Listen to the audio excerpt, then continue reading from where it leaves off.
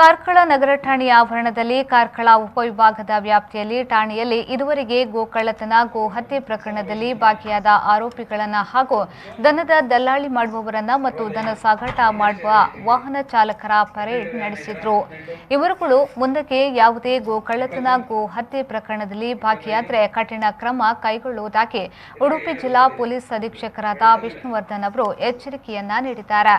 ಸಭೆಯಲ್ಲಿ police ಉಪಾಧೀಕ್ಷಕರಾದ S ವಿಜಯ ಪ್ರಸಾದ್, ಕಾರ್ಕಳ ವೃತ್ತ ನಿರೀಕ್ಷಕರಾದ ಸಂಪತ್ ಕುಮಾರ್, ಕಾಪು ವೃತ್ತ ನಿರೀಕ್ಷಕರಾದ ಪ್ರಕಾಶ್ ಹಾಗೂ ಕಾರ್ಕಳ ನಗರ ಗ್ರಾಮಾಂತರ ಹೆಬ್ರಿ ಅಜಿಕಾರು ಶಿರ್ವಾ ಕಾಪು ಪಡುಬಿದ್ರಿ ಠಾಣೆಯ ಪೊಲೀಸ್ ಅಧಿಕಾರಿಗಳು ಹಾಜರಿದ್ದರು.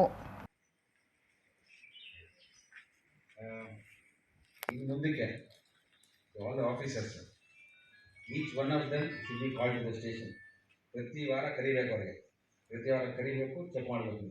ಅಡ್ಮಿಷನ್ ಕಂಪಲ್ಸರಿ ಕೊಡ್ತೀನಿ. Every week they will come to station. You have to check.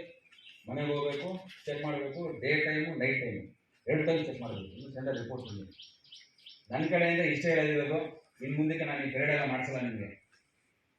ನಿಮಗೆ ಅವಕಾಶ ಕೊಡೋದಿಲ್ಲ. ನಾವು ನಿಮ್ಮ ಜೀವನ ಅಂದರೆ ನೀವು ಸುಧಾರಣೆ ಮಾಡ್ಕೊಂಡ್ರೆ ಸುಧಾರಣೆ ಮಾಡಿಕೊಡಿ, ಇಲ್ಲಾಂದರೆ ನಾವು ಸುಧಾರಣೆ ಮಾಡಿಸೋ ರೀತಿ ನಮ್ಗೆ ಗೊತ್ತಾಗಿದೆ.